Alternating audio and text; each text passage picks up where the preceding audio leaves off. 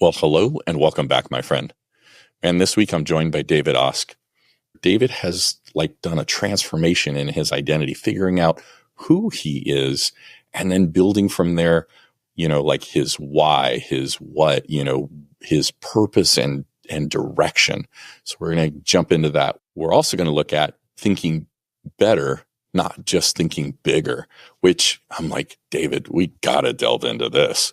So we're going to get into some awesome stuff. Dave's got just a different perspective. And I think this is one that we really need because so often we've gotten locked into our mindset and those around us. And we just kind of get into this rut of thinking and looking to unlock some new thoughts, some new processes with David here. So David, how are you doing today, my friend? Well, first of all, I'm just really thrilled to be here. I knew when you and I first started talking that we were kind of kindred spirits, and I think we're going to have a lot of fun, jumping into the deep end of the pool, as it were, here today. So thanks for having me. Absolutely. Yeah. I think this is going to be a deep pool. Our conversation was like, all right, podcast. Oh yeah, we got to get back to the purpose and the focus here. Yeah. So, well, David, let's start off, man. What does life look like professionally for you today? Yeah. So I'm kind of the consummate entrepreneur.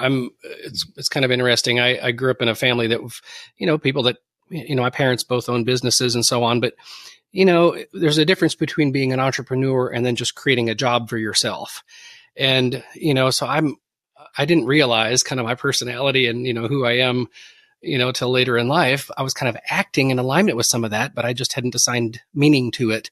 So to answer your question, professionally, I do a few different things. So my main book of business, as it were, is I developed a product about 10 years ago, an invention called the Stat Guard Plus, and it's a thermostat guard, to keep people from tampering with a thermostat, but it has a combination lock as opposed to a key because, of course, people have a hard time keeping up with that tiny key. So I worked for a large telecom chain for many years and in facilities management, and technically my brother-in-law is the one who thought of the idea. He and I went into business together, and then I ended up buying him out a few years after that. And anyway, of course, we use stat guards in hundreds and hundreds of locations because people can't keep their hands off the thermostat.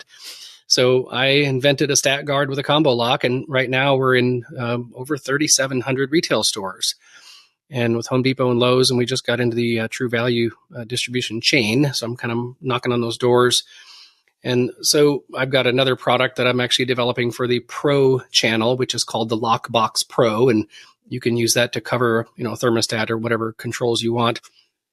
So that's kind of my mainstay. I do some coaching. I lead 2 mastermind groups within the Iron Sharpens Iron Mastermind. And then I also do music. So I'm not sure if I mentioned that earlier, Mike, but I moved to Nashville, was a vocal major at Belmont. And so I've, recorded 3 records, and I still, this year I've done, 6 or 7 concerts, and get to sing. I've been able to sing backup for all the, the Nashville stars here, which has been really exciting. And so I do a lot of different things, and it's interesting, so professionally, I feel like I'm kind of shifting gears a little bit more here, even recently with regards to, I'm writing a book called The Guardians of Grit, and we'll get into that later, but I really am passionate about, helping people understand themselves, right? That self-awareness piece is so important. And again, we can get more into that, but I feel like my trajectory is kind of morphing a little bit here just in this last 6 months.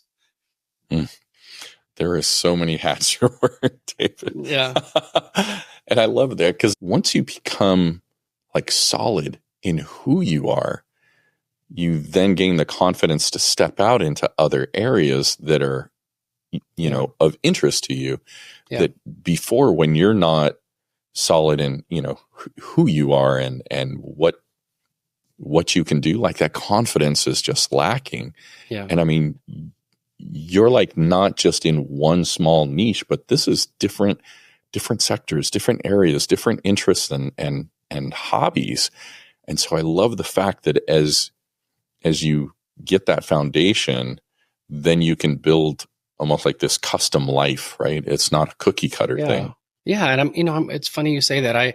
I was literally talking to Lisa the other day, my wife, and, like, I'm so grateful that I've got, some income that is, largely passive at this point, so that I have the liberty to kind of do some other things. Like, I am absolutely busy all the time because I feel, very, very missional, very intrinsically motivated, to make, I forget who said it, but, this idea of the dent in the universe, right? What does the David Osk dent look like? And when I get to see that, it's that sense of fulfillment kind of draws you further into that mission. And so, yeah. Yeah. And I think that's such almost like a commonly asked question is like, what's my purpose? Why am I here? Yeah. And you figured that out for yourself personally. And now you're helping other people to do that as well. And some people think that it's a really hard thing to understand. And I've realized that, nope, it's actually quite practical. And, we think that, I'll jump into the deep end of the pool here for just a second, but we think that, especially in our culture lately, right? We think that we have to generate something. We think that we have to become, something or somebody, or at least not be a nobody, to have worth and to have found, our niche. I got to just, white knuckle this thing until I bear down on something and create something or do something or say something or sing something or whatever that might be, that other people would then, somehow say, oh, David, you've arrived, or now you're finally worth something. This external validation. And it's, again, not that we don't need that. We just need it from the right people in our lives, especially when we're being raised. But, it's amazing how you can actually dial in on who you are, what lights you up, all the things that describe authenticity, and to start operating in that uniqueness. Very quickly, if you're asked the right questions and then you get the right, support around you, it's absolutely fascinating. Yeah. For me, it goes back to understanding it wasn't so much what I was doing, but who I was being. And I kept chasing that moving target of what I was doing to create that worth and validation. Yeah. When, if I get the internal parts right, man, what's on the outside just pours out of it, rather than being like, it's almost like having a waterfall that goes backwards. It doesn't work. Yeah. So, well, let's jump in on the personal side. You talked about some singing. Like, what else does your life comprise of, David? Yeah. So I told you before we hit record, Lisa and I just celebrated our 25th, anniversary, and I definitely married up. She's as a kind of a creative and dreamer and doer and a guy that wears a lot of hats, like you said. She's got to put up with a lot with me, and so I'm just eternally grateful for my wife. She's just an amazing human being. We have 2 children. So my son is 19. He's in his first year of college at Tennessee Technological University, as they say, Tennessee Tech in Cookeville, Tennessee. So he's about an hour and a half east of Nashville. And my daughter is a now a senior in high school. And it's funny, Mike, she's my little musical buddy. So Catherine is, or we call her Kate. She is actually like an accomplished musician. So she is first chair in the Vanderbilt Children's Orchestra. She was first chair All-State, first chair Mid-State, first chair Honors Orchestra. She's a wonderful musician and plays piano, sings, and then she's very creative artistically. I think she got all of that from my mom. It's pretty amazing. And so what's fascinating is Kate and I have actually done, several concerts together. And, so as a performer, to be able to stand on some really, and I'm actually staring at a non-disclosure agreement that I framed on my wall because they told me I cannot admit publicly to performing there in any way, shape, or form. And truth of the matter is I'm kind of thrilled that I can't. And I'll get into that later. If you would make a note and ask me why later. But to have those experiences with my daughter, it's just amazing. So we've got 2 kids and 25 years of marriage, live on the north side of Nashville, and just a lot to be thankful for. Yeah, I can imagine, man. And it sounds fantastic. One question I want to ask. So in the whole thing of like the identity crisis, and we can jump into that more, but just thinking as you're talking about having done concerts, performances with Kate, would that have happened if you had remained in that position of having an identity crisis to step out with her in that way? I'll say it this way, probably. And at the same time, I think that I would have been, sorely lacking in the joy in that. I would have had things, that term disorder, like you have a mental disorder, an eating disorder, or whatever it is, right? I think I would have had things disordered, meaning, I would have placed the applause of others above, the joy of, I get choked up even saying it, but the joy of looking at my baby, right? Who is literally standing on a stage with me, getting a standing ovation from billionaires at the age of 15. And she has no clue really what she's doing. And I'm kind of glad, right? She's hanging out with dad, and dad is smiling at her. And I'm like, hey, why don't you play that song? Well, she's just doing her deal and being loved by her father. And in the past, I would have stood on, I did, especially in my, late teens, 20s and early 30s, stood on the stages, with a disorderedness, wanting to be somebody, or at least not be a total failure, that kind of thing. And just in feeling the weight of that pressure, feeling the you said that, use the term crisis, it's like just to feeling that internal crisis, like I'm not in the driver's seat of my own life. I'm handing the keys to everything and everybody around me. And no wonder I feel fragmented and isolated and uncertain and angry and frustrated and overwhelmed. It's handing the keys to everybody else.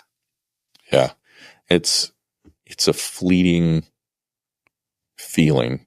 Yeah. Like when you get to what you're talking about, like, hey, I just did this performance.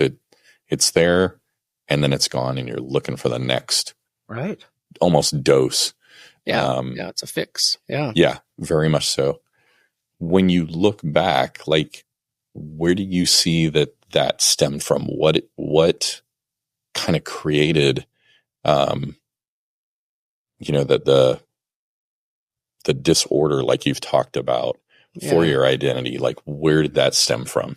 Yeah. Well, what I think is fascinating, I think it's very common, in the fact that, we grow up in a society where everyone is graded.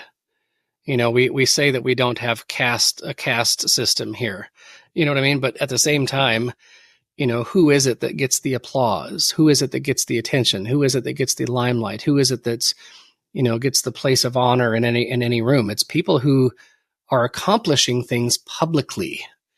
I mean, it's a and I think that, largely, what something, is worth is what something is, somebody's willing to pay for it, ultimately is kind of what we're told. Well, as far as, humanity goes, right, that couldn't be further from the truth.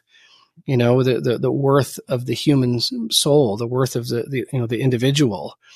And what I think is wonderful is that, we are, I'll jump into the deep end of the pool again here. So the word authenticity, where do we get that word?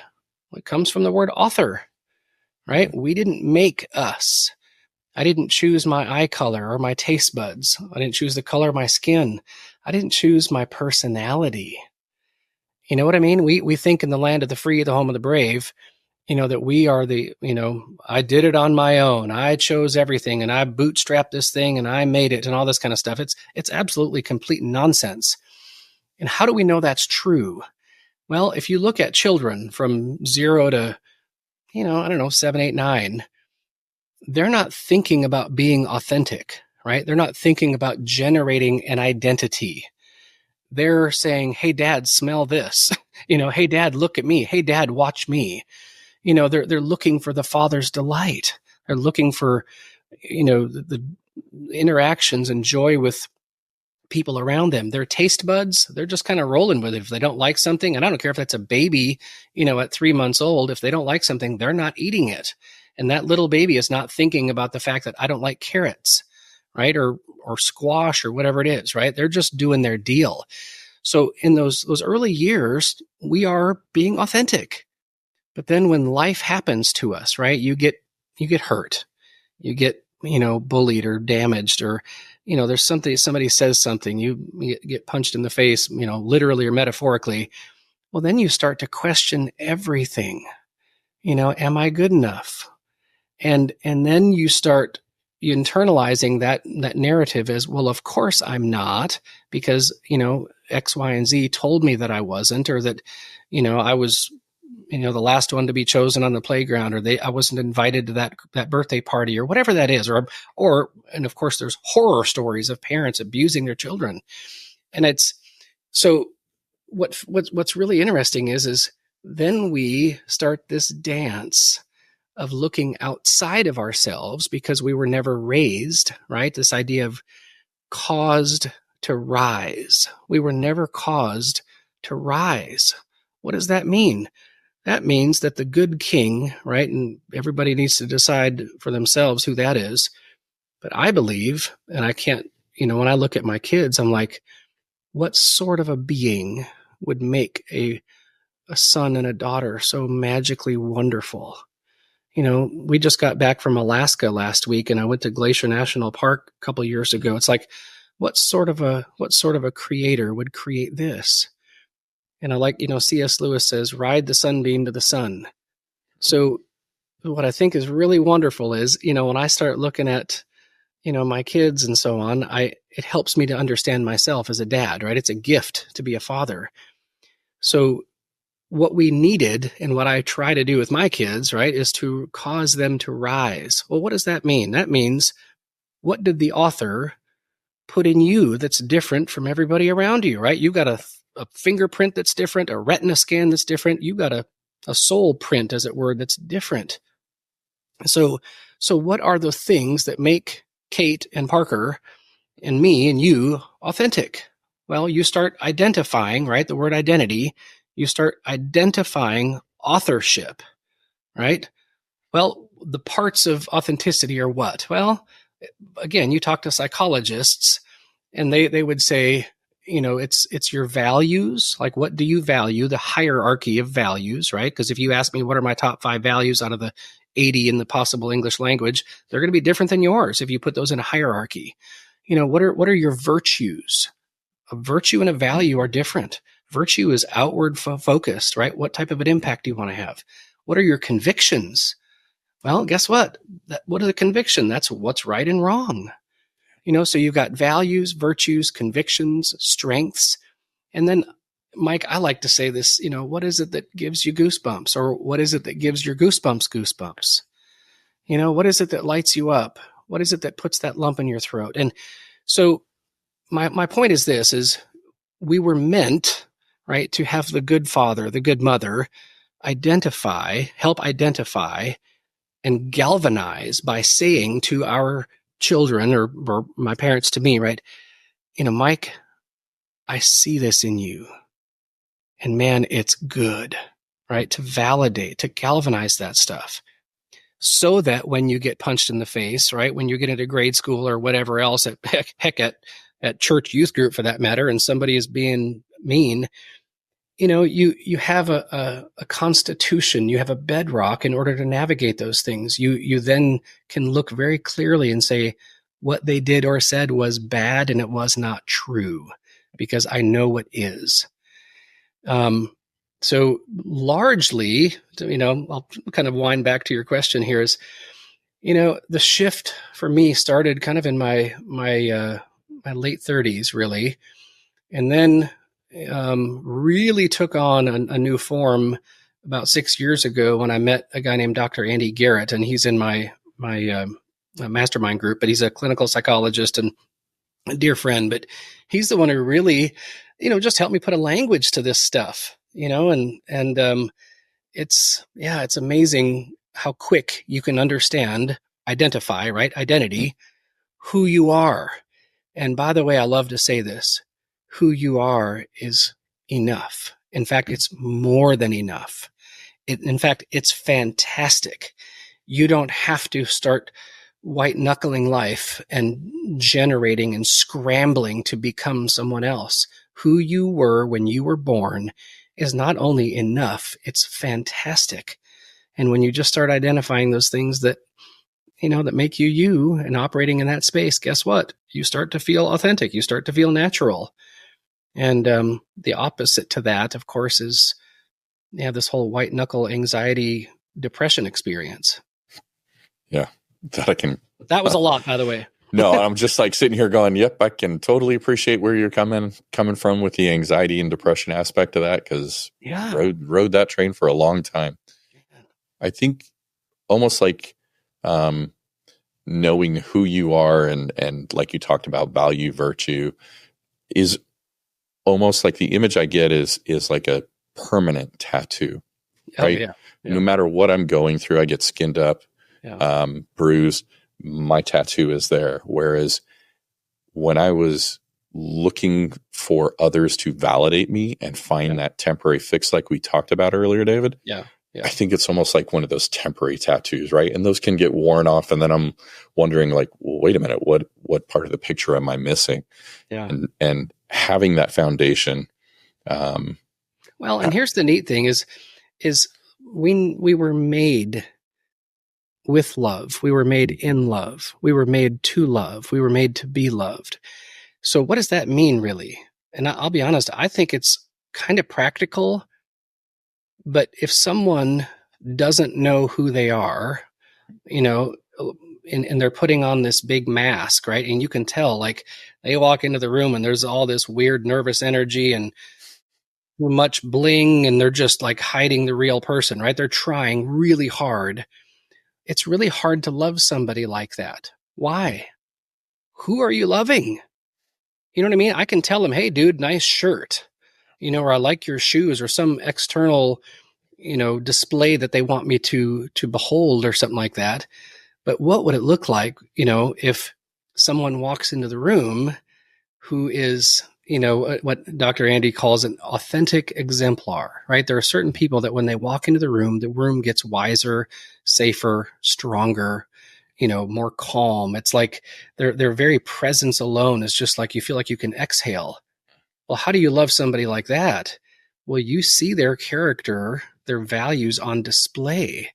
So when they say something that's meaningful or, whatever that is, even our teenagers, by the way, like the other day, Parker came, I was sitting out on the deck and he came outside and, I was kind of worried about some stuff and kind of, carrying around the weight of the day and some things I'm, working on. And he kind of asked me questions and poured into me as a 19-year-old. And the next day, how did I love him well? I said, Parker, I want to say, by the way, last night, it's kind of interesting. We're becoming less father and son, not that that will ever stop, but becoming more friends as men. And I said, it was so wonderful to have you ask me great questions and listen so intently. And I want you to know that I see that and it's good.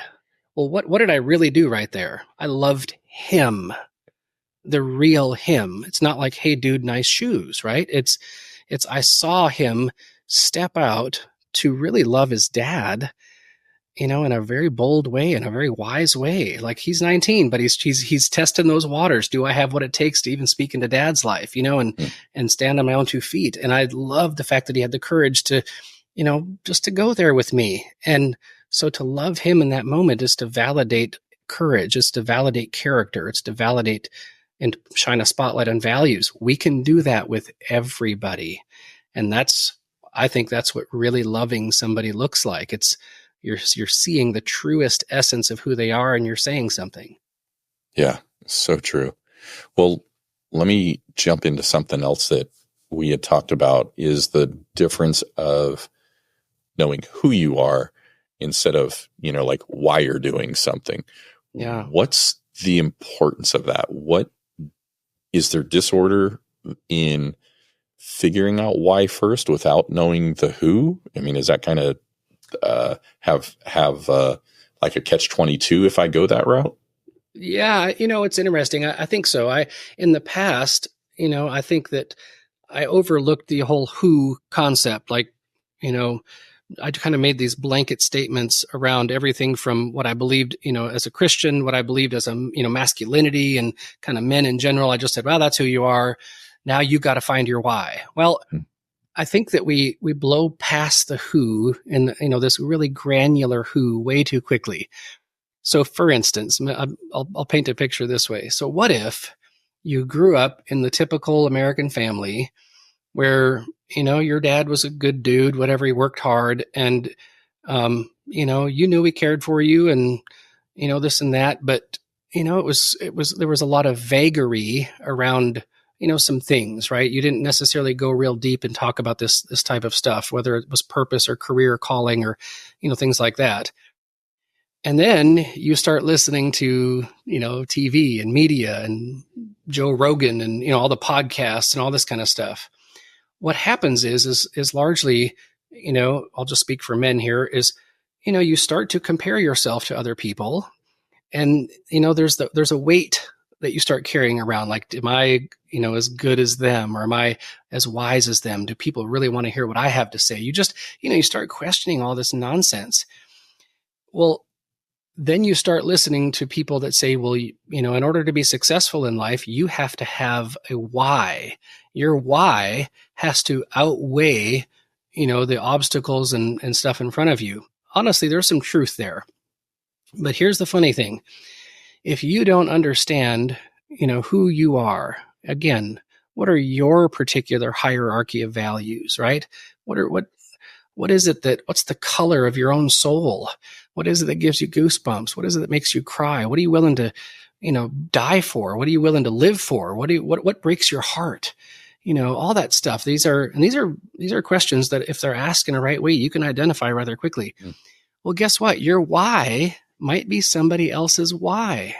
It might be a cause, right? It might be some political, cause that, you get really fired up about because at least it feels good to be angry and not insecure. And you just beat some drum because I'm going to listen to CNN or Fox News or whatever and get really fired up about something because I don't know who I am and I feel really insecure. So I'm going to go get really angry about something over here because that's more palatable than the uncertainty of, why the heck do I even get up in the morning?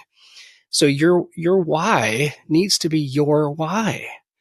It might be somebody else's, right? It might be your dad's. It might be your uncle's. It might be your pastor's. It might be Joe Rogan's. It might be somebody else's, paradigm that they think they're painting this picture in life of what is valuable. And then you come to find out years later, you're like, I don't find that valuable at all. And no wonder every time I go to this particular thing or start talking about this kind of stuff, I start feeling anxious or depleted or, whatever that is. So understanding, who you are then on a granular level will naturally then, help you understand, your why. So let me drive this point home even a bit further. So how do you know, like Dr. Andy says, follow the clues. How do you know if you have, understood and, who you are on a really basic level? Well, I'm going to actually back into it this way. When you don't understand it, you're going to feel, some shame, increased anxiety, probably a lack of purpose and meaning, right? You're going to feel stuck, frustrated, irritable, angry. You're going to probably feel apathetic toward things. You're going to avoid certain people in certain situations, that make you feel, like imposter syndrome or things like that. You're going to have increased isolation and even boredom for that matter. When you don't know who you are, the clues are really powerful. Well, how do you know you found it? Well, you're going to start feeling genuine, right? Natural, courageous, compassionate, resilient, free. Your clarity of your purpose, what you're going to say yes and no to in advance of an obstacle or an opportunity is going to be front and center. You're going to be, because you've predetermined those things. Your best self is going to start to emerge. You're going to have confidence, a high sense of self-worth, and so on. And so again, those clues are going to say, help you say, do I need to tap the brakes right now and start answering some really great questions, and maybe surround myself with some people who can help me? And then your why will become your why. Otherwise, okay, this is a twist on it. Your why, by the way, if you had to write down a why, if somebody put a gun to your head and you've got to write down a why this afternoon, you might actually write down the right thing. But guess what? It's not going to mean as much because you've not assigned meaning to it based on who you are. So this idea of here's the real progression. It's who you are. Well, then, what does that look like? What do you want to do with it? Then why, right? What motivates you to accomplish said goal? And then the beautiful thing is when you start to see your dent in the universe, you start operating out of that natural space. You stop comparing yourself to everybody around you. In fact, you're not just not comparing yourself, you're getting underneath other people to lift them up into their natural wiring, right? Especially your own family for that matter, and anybody you meet. I love encouraging people. And it's self-reinforcing, right? God made you in a phenomenal way, right? He authored something in you that is precious and good and kind and courageous and noble and creative, and that would have impact. And when you start operating, inside of that guy, well, then you feel natural and normal, and it's self-reinforcing. You want to be more of that person. And so, yeah. And going back to like the experiences I went through, David, I was very much a chameleon. So whomever was the strongest personality, that was who I would gravitate towards. I would adopt or, mirror what is important to them. And in that process, I lost completely any identity that was true to who I was. Yeah, so common. Yeah. And the thing when I look back was it was almost like the quote, or not a quote, but the image, the saying of, make sure you're leaning your ladder against the right building. Mm-hmm. David, it wasn't that it was against the right building. I moved that thing on a constant basis. The wind would blow.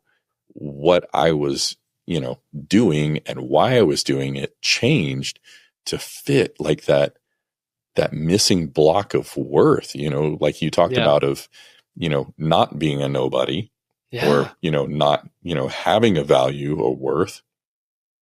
It changed so that I could get that attaboy, that fix until the next one that I could get. And it wasn't until, like we've talked about, that internal work, figuring out who I am, that then there was consistency that I could actually continue to pursue something instead of just running willy-nilly. Yeah.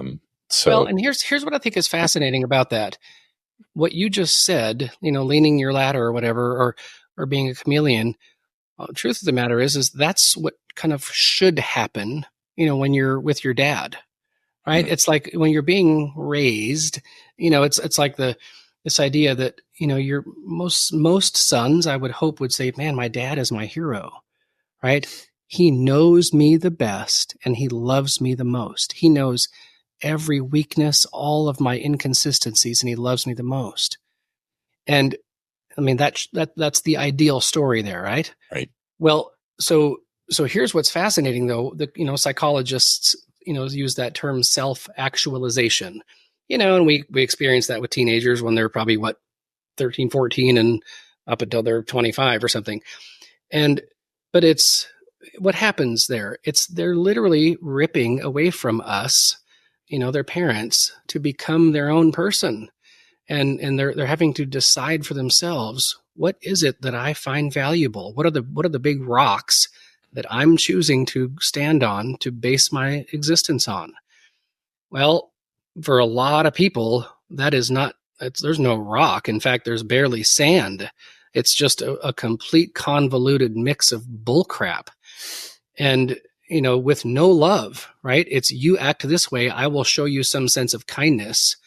And the picture, the picture of love for me, because we are so human and so clumsy, the way we do everything, is, I go back to, Les Miserables, right? When he steals all the silver, and the police, he beats up the priest, steals his silver, the cops bring him back and say, we found the guy that stole your silver. And what does the priest say? He says, no, I gave it to him. Right? In fact, he forgot some of it. And so for me, what is our deepest need? Our deepest need is to be, this is Tim Keller, he says, to be fully known and fully loved. What is our deepest fear? It's to be fully known and rejected. So here's what I think is marvelous. This idea of authenticity, it's not just, I'm going to love the good things about you. It's I'm going to love everything about you. And Lisa and I have tried so, hard to not only validate the character strengths in our children, right? Give them the attaboys and tell them, hey man, I love the way you showed up there. And I love that you're doing hard things. And, we'll talk about grit and resilience here in a second, but we also, when they drop the ball, and act like a couple of turkeys, it's, we address that, right? Say, hey, that was a bit less than, wasn't it? But we give them a hug, and I just say, I love you. And that's the kind of the bedrock that's underneath authenticity, right? Mm-hmm. Love. I mean, we think that, that they're like, we use words like authenticity and identity. That's the bedrock of life. Nope. There's something eternal and truer, right? It's not just true. It's the truest thing that undergirds our ability to look in the mirror and to identify not only the strengths, but my blind spots and weaknesses, and to, operate even in those spaces. Cause I've got a bunch of them still, right? I just turned 50 last month, and I've got all kinds of gaps. And, but I really believe, like the book that I'm writing, The Guardians of Grit, it's, whether you're a parent, whether you're a coach, mentor, pastor, whatever that looks like, to guard grit, right? What is grit? Well, it's just simply doing something difficult over a long period of time, because what's on the other side of the hill, as it were, is worth fighting for, right? You're doing hard things to build something or accomplish something. But, what is ultimately grit? As a guardian, it's psychological safety. It's telling my kids, I love you with an everlasting love. You can't lose. You can never lose my smile for you. If you go down, I go down. Whatever you're into, I'm into. Let's do this. It's that that never-ending clear tap of water that is just flooding their souls and psyches with, like, I've got you. And I think it's the best gift you can give anybody.